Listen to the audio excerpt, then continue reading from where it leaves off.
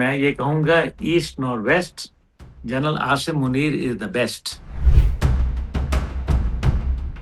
दुनिया के 190 से ज़्यादा ममालिक हैं और उसके अंदर ये किसी मुल्क को ख़्याल नहीं आया, ये पाकिस्तान को ख़्याल आया। भारत जो है वो वहाँ मंदिरों की घंटियाँ बजाए, आपके लिए दुआएँ करे, आपके लिए प्रार्थना करे, मिठाइयाँ बाँटे, खुदा का खौफ करे कि आप तो मारते हैं और फिर रोने भी नहीं देते, ऐसा तो ज़ुल्म ना करें यार, ये तो बुरी बात है। डोनाल्ड ट्रंप जब धमकी दे रहे थे, तो वो ये भूल गए कि उनकी फ़ौज उनके साथ नहीं खड़ी। तो उनका ये कहना था कि आप डोनाल्ड ट्रंप साहब जो काम कर रहे हैं, ये आप इज़राइल के लिए कर रहे हैं और हम इसके अंदर आपका साथ नहीं दे सकते। अमेरिका के लिए इज़राइल अब एक बोझ बन गया है, अब एक वो उसके लिए फ़ायदा नहीं है। कितनी देर तक इस गुनाहों के बोझ को उठाएगा? मुझे नेतन्याहू की हुकूमत वहाँ कायम रहती नज़र नहीं आती और अगर वो वहाँ नहीं है, तो नेतन्याहू और डोनाल्ड ट्रंप हैं, इन दोनों का मुस्तकबिल जेल है। नेतन्याहू के ऊपर तो इंटरनेशनल पाबंदियां ऑलरेडी हैं, लेकिन जो सबसे बड़ी पाबंदी आ रही है वो उसके अपने मुल्क में करप्शन के केसेस हैं, जिसके ऊपर इजराइल के सदर ने उसको माफी नहीं दी, बावजूद डोनाल्ड ट्रंप के मल्टीपल टाइम्स कहने के। बिस्मिल्लाहिर्रहमानिर्रहीम, अस्सलाम वालेकुम नाज़रीन। अनफूल्ड पाकिस्तान में आप सबको खुश आमदीद कहते हैं। ईरान और अमेरिका के माबैन सीज़ फायर हो चुका है। पाकिस्तान का बड़ा एक इम्पॉर्टेंट रोल था, जैसे हम पहले से डिस्कस कर रहे थे। और नाज़रीन, अब इस सीज़ फायर के बाद पाकिस्तान की अहमियत मज़ीद बढ़ चुकी है। यह सीज़ फायर कैसे हुआ, इसके क्या असरात होंगे पाकिस्तान पर, ईरान पर, अमेरिका पर, मशरिक़ वस्ता पर, इन तमाम तर पहलुओं पर बात करने के लिए हमारे साथ मौजूद हैं चेयरमैन तहरीक जवानान पाकिस्तान अब्दुल्ला हमीद गुल। अस्सलाम वालेकुम sir and welcome to the show. वालेकुम अस्सलाम एंड हार्टिएस्ट कांग्रेचुलेशंस। अल्हम्दुलिल्लाह। अल्हम्दुलिल्लाह सुम्मा अल्हम्दुलिल्लाह। सर, जैसा आपने कहा था लास्ट टाइम, आपने प्रेडिक्शन की थी कि ईरान ये जंग जीत चुका है और अब नतीजा हम सब के सामने है, ईरान जंग जीत चुका है। रातों रात ऐसा क्या हुआ कि अमेरिका को पीछे हटना पड़ा? बिस्मिल्लाहिर्रहमानिर्रहीम, बहुत बहुत शुक्रिया। देखें, बात ये होती है कि जब कोई मुल्क हक पे खड़ा हो तो बातिल उसके सामने टिकता नहीं है, क्योंकि बड़ा वाज़ेह लिखा हुआ है कि कह दो कि हक आ गया और बातिल मिट गया, कि बेशक वो मिटने के लिए है। इसलिए मेरे ख्याल है कि जब हम अल्लाह ताला के किताब हिकमत को मुताला करते हैं, तो उससे हमें बहुत सारी चीज़ें, जिसको कहते हैं ना रिमूवल ऑफ डाउट, वो हो जाता है और इंसान बड़ा क्लियर जो थॉट प्रोसेस है उसको डेवलप कर लेता है। रातों रात ये हुआ कि डोनाल्ड ट्रंप ने बार-बार धमकियाँ दे रहे थे। ये कोई 8वीं धमकी थी जो उन्होंने दी थी और उसके बाद फिर ये तहज़ीब को ख़त्म करने की बातें की गई, जो कि बिल्कुल गलत थी। उसकी वजह ये है कि 9 करोड़ आबादी को अगर 12-14 भी न्यूक्लियर बम मार देते, तो भी वो उन्होंने कुछ नहीं होना था उसका। इसलिए तहज़ीब को तो वो मिटा नहीं सकते थे। डोनाल्ड ट्रंप जब धमकी दे रहे थे, तो वो ये भूल गए कि उनकी फ़ौज उनके साथ नहीं खड़ी और उनकी फ़ौज का जो मोराल है, वो बिल्कुल इस सिलसिले के अंदर बड़ा कम हो चुका है, जब से उन्होंने देखा कि ये जंग अमेरिका की नहीं, बल्कि इज़राइल की जंग है और इज़राइल को बचाने की एक कोशिश है। और इस ज़ाहिर है, जो फ़ौज होती है, वो आपको पता है, वो इसी मुआशरे का हिस्सा होती है। जिस मुआशरे के अंदर 80 लाख लोग 50 रियासतों में 3200 शहरों के अंदर एहतजाज कर रहे हों, तो उससे आपका क्या ख़्याल है कि फ़ौज पे फ़र्क नहीं पड़ता? बिल्कुल फ़ौज पे फ़र्क पड़ता है और यही वो वजह थी जो टर्निंग पॉइंट बना इस सारे के अंदर। और ज़ाहिर है, आप देख लीजिए कि अगर सब चीज़ें डोनाल्ड ट्रंप की मंशा के मुताबिक चल रही होती, तो फिर उनके आर्मी चीफ को दौरान जंग सैक ना किया जाता समेत 13 जर्नैलों के। और फिर टर्निंग पॉइंट ये बना कि उन जर्नैलों में से मज़ीद जो 24 जर्नैल थे, उन्होंने आके कहा कि जनाब, अगर कल को ऐसी कोई इंतहाई तबाही वाले हथियार इस्तेमाल होते हैं, तो उसके नतीजे के अंदर फिर हम जब रिटायरमेंट हो जाएगी, तो उसके बाद जंगी जराइम के अंदर हमें घसीट लिया जाएगा, तो हम तो इससे किनारा करते हैं, नंबर 1। दूसरी बात उनका ये कहना था कि आप डोनाल्ड ट्रंप साहब जो काम कर रहे हैं, ये आप इज़राइल के लिए कर रहे हैं और हम इसके अंदर आपका साथ नहीं दे सकते। और फिर जो अहम बात थी कि डोनाल्ड ट्रंप अकेले नहीं हैं, जो इंतहाई तबाही वाले हथियारों को इस्तेमाल करें, بلکہ ان کو ایک میکنزم سے گزرنا پڑتا ہے، مختلف اجازتیں درکار ہیں، اور اس میں فوج کی اجازت سب سے اہمیت کی حامل ہے۔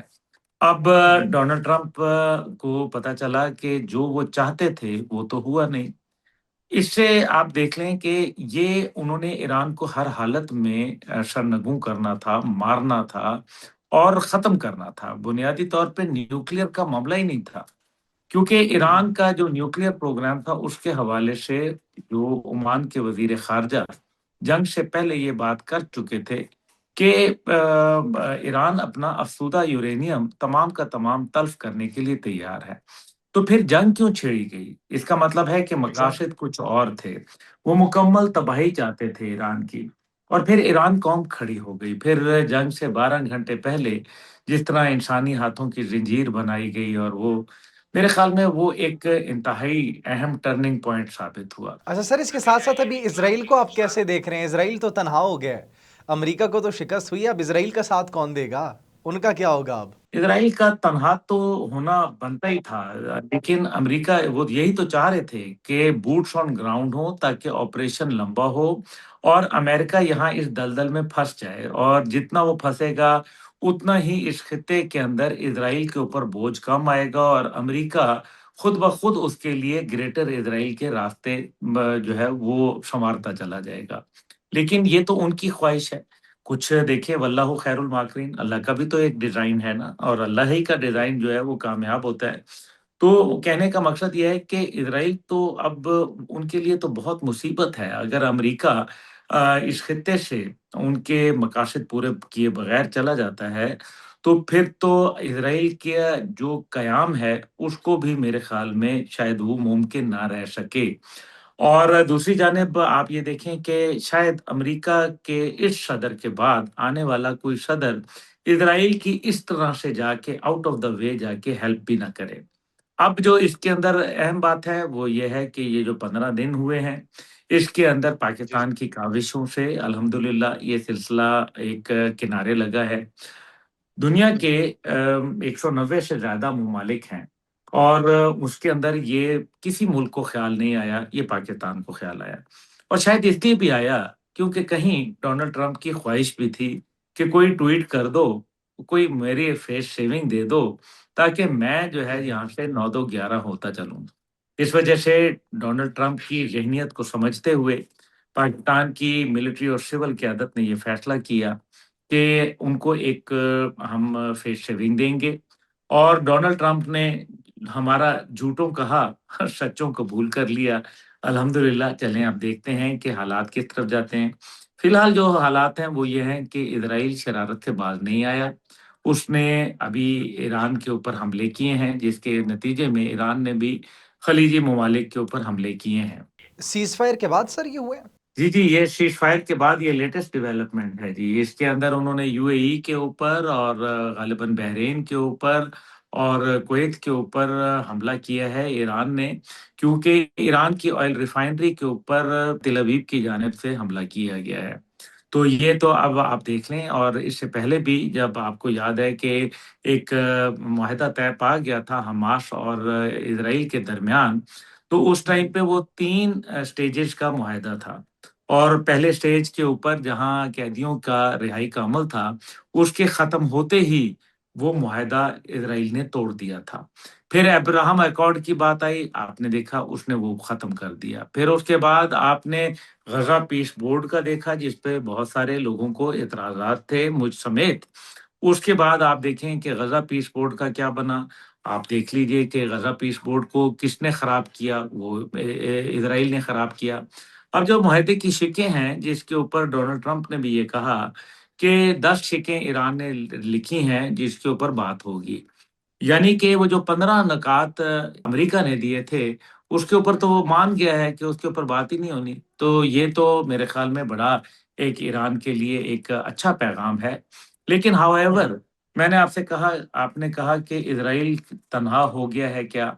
اسرائیل کو اگر یہ بات جواد صاحب کو پتہ ہے، عبداللہ کو پتہ ہے، ہمارے ناظرین کرام کو پتہ ہے، تو کیا آپ کا کیا خیال ہے اسرائیل کو نہیں پتہ؟ بالکل اس کو بھی پتہ ہے۔ اس وجہ سے وہ اپنے اب سروائیول کی جنگ لڑے گا، اور وہ سروائیول کی جنگ لڑنے کے لیے امریکہ کو اس جنگ سے پیچھے ہٹنے نہیں دے گا۔ Israel despite of the ceasefire شرارتیں کر رہا ہے، امریکہ تو اس جنگ سے پیچھے ہٹ چکا ہے، 2 ہفتے کی جنگ بندی انہوں نے کہہ دی ہے، تو اب اسرائیل کیا اکیلے لڑ پائے گا یا پھر ایران کا رسپانس اب اسرائیل کے لیے، کیونکہ ایک ہی اب ان کا ہدف ہوگا کہ اب اسرائیل کو کارنر کیا جائے، تو اپنی پراکسیز کے تھرو اپنے جس طریقے سے وہ ریٹیلیٹ کر رہے تھے اسرائیل کو سراؤنڈ کریں گے مکمل طور پر، ان کو نیتن یاہو کو ختم کرنے کے لیے، پھر اس طریقے کا کوئی ہیوی پلان آپ کو آگے دکھائی دے رہا ہے جو سرپرائز ایران کی جانب سے دیا جا سکتا ہے؟ جی دیکھیں، اگر امریکہ سے علیحدہ ہوتا ہے اسرائیل، جو کہ میرا نہیں خیال کہ ایسے ہو سکتا ہے، لیکن ظاہر ہے امریکہ کے لیے اسرائیل اب ایک بوجھ بن گیا ہے، اب ایک وہ اس کے لیے فائدہ نہیں ہے۔ اس وجہ سے اب وہ بوجھ کتنی دیر تک اس گناہوں کے بوجھ کو اٹھائے گا؟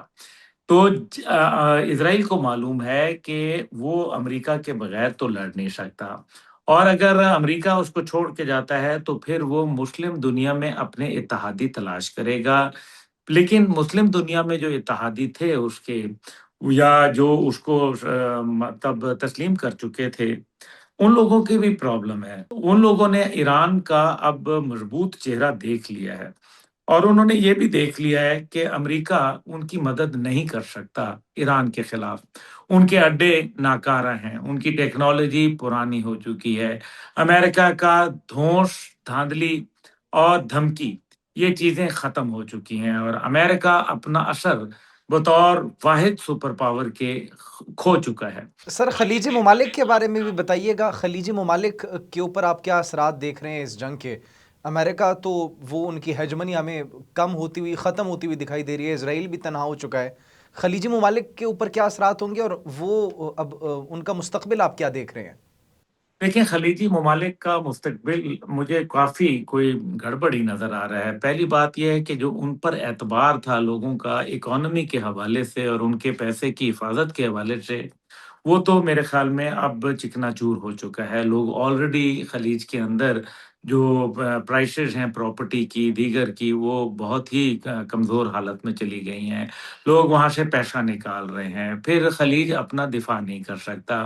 اگر خلیج کے لیے سب سے بڑا جو فیصلہ ہے وہ یہ ہے کہ اگر امریکہ نہیں تو پھر کون ہے ملک جو ان کا دفاع کرے گا؟ اور پھر اگر دفاع کرے گا بھی تو کس سے دفاع کرے گا؟ کیا ایران سے دفاع کرے گا؟ وہ ایران جو ان کا دوست بن چکا ہے یا مستقبل میں بننے والا ہے، یا خطے کے اندر ایک ڈومینیٹنگ پاور کا کردار ادا کرے گا؟ اور پھر جس ایران کا ہوا کھڑا کر کے خلیجی ممالک کو بتایا گیا، تو خلیجی ممالک کو تو یہ اندازہ ہوا کہ یہ تو اصل میں امریکہ اور اسرائیل کی چال تھی جو ان کو کمزور کرنا چاہتے تھے۔ یہ وقت کے ساتھ ساتھ چیزیں ریویل ہوں گی، اس لیے خلیجی ممالک، وہ خلیجی ممالک جنہوں نے بر وقت فیصلے کر کے اپنے آپ کو امریکہ اور اسرائیل کے تسلط سے دور کیا ہے، ان کے لیے تو میرے خیال میں حالات ٹھیک ہو جائیں گے۔ لیکن جو لوگ ابھی تک امریکہ کی چمڑی سے چمٹے میں ہیں، تو پھر تو معاملہ یہ ہے کہ ان کے نقشے بھی تبدیل ہو سکتے ہیں، اور رجیم تو چینج ہونا میرے خیال میں ٹھہر گئی ہے۔ بھارت کو بڑی تکلیف ہو رہی ہے، تسلیم کرنے کو تیار نہیں ہے پاکستان کے رول کو، اور ان کے ہم دیکھ رہے تھے کہ جو نیوز چینلز کے حال تھے، آپ نے بھی اپنے سوشل میڈیا ہینڈلز پر شیئر کیے تھے جس طریقے سے وہ اسٹوڈیوز کے اندر چیخو پکار کر رہے تھے، تو بھارت کو کیوں اتنی تکلیف ہو رہی ہے؟ میرے بھائی، آپ کیا چاہتے ہیں؟ بھارت جو ہے وہ وہاں مندروں کی گھنٹیاں بجائے، آپ کے لیے دعائیں کرے، آپ کے لیے پرارتھنا کرے، مٹھائیاں بانٹے، خدا کا خوف کرے؟ میں آپ تو چاہتا ہوں کیونکہ وہاں پر گیس کا جس طریقے سے بحران تھا، ان کو ایٹ لیسٹ پاکستان کا شکریہ ادا کرنا چاہیے کہ اب گیس کی جو قلت ہے وہ نہیں رہے گی، پیٹرول کی جو شارٹیج تھی وہ نہیں رہے گی، تو تھینک یو تو کہنا چاہیے پاکستان کو۔ تھینک یو تو خیر وہ کب کہیں گے، لیکن مقصد یہ ہے کہ آپ تو مارتے ہیں اور پھر رونے بھی نہیں دیتے۔ ایسا تو ظلم نہ کریں یار، یہ تو بری بات ہے۔ تو بھارت کو تکلیف تو ہونی ہے نا۔ دیکھیں، جو اس کی جے شنکر کی زبان تھی، آپ نے دیکھا جے شنکر کی غلیظ زبان، ڈونلڈ ٹرمپ کی غلیظ زبان، کیوں؟ کیونکہ جب بوکھلاہٹ اور آئسولیشن میں چلے جاتے ہیں، اور لگتا یہ ہے کہ ہم ہیں تو بہت بڑے، لیکن پھر بھی ہمیں کوئی بڑا ماننے کے لیے تیار نہیں ہے، اور ہمیں بلکہ الٹا مار پڑ رہی ہے، تو پھر उनके अंदर एग्रेशन आ जाता है। एग्रेशन गुस्सा कब आता है? जब इंसान कमजोर होता है। जो ठंडे लोग होते हैं, समुंदर देखें, समुंदर में बहुत बहुत सारी लहरों को संभाला होता है उसके सीने ने। इस वजह से समुंदर बहुत गहरा होता है। लेकिन जो शोर मचाते हैं, जो गरजते हैं, वो आपको पता है बरसते नहीं हैं। और फिर जब इंसान कॉन्फिडेंट होता है, जब आदमी मजबूत होता है, उसको अपने ऊपर यकीन होता है, तो फिर वो क्या करता है? वो कंसेशन देता है, रियायत दे देता है कि जाओ यार ठीक है, ये ले जाओ, ये कर लो, ये कोई बात नहीं, ईरान तुम ऐसे कर लो, वैसे कर लो। लेकिन जब आप देखें, जब भी कोई बड़ी ताकत एक छोटी कुव्वत से टकराती है, तो पहले वो अपने आप को उस छोटी कुव्वत के लेवल पे लाती है। जैसे ही वो छोटी कुव्वत के लेवल पे आती है, तूम-तड़ाक के लेवल पे, तो वो छोटी कुव्वत एक्चुअली ऊपर हो जाती है। यही कुछ अमेरिका के साथ हुआ और यही कुछ पाकिस्तान के साथ हुआ। पाकिस्तान भारत के मुकाबले में एक बहुत छोटा मुल्क है हुजम के लिहाज से। अलबत्ता कद-काठ के लिहाज से, सोच के लिहाज से, अमल के लिहाज से, फ़िक्र के लिहाज से, नज़रिए के लिहाज से हमारा उनका कोई मुकाबला नहीं है। हम आसमान हैं, वो ज़मीन भी नहीं है। इसलिए ये दोनों ममालिक इस टाइम पे बहुत परेशानी का शिकार हैं। और इज़राइल जो इस सारी आड़ के अंदर अपना फ़ायदा और मफ़ाद चाहता था, उसको ये नज़र आ रहा है कि लगता ये है कि नेतन्याहू ये इलेक्शन तो जीतना अब मेरे ख़्याल में नामुमकिनात में से आ गया, 27 अक्टूबर 2026 को जो होना है। बल्कि मुझे लगता है कि ये जंग अगर जब भी इसका फ़ाइनल कोई फ़ैसला होता है, मुझे नेतन्याहू की हुकूमत वहाँ कायम रहती नज़र नहीं आती और अगर वो वहाँ नहीं है, तो नेतन्याहू और डोनाल्ड ट्रंप हैं, इन दोनों का मुस्तकबिल जेल है। और ये देख लीजिए कि परसों की जो प्रेस कॉन्फ्रेंस डोनाल्ड ट्रंप ने की, उसके अंदर तमाम जो जंगी जराइम थे, उनको इसने कबूल लिया और अभी तो बढ़क मार दी है।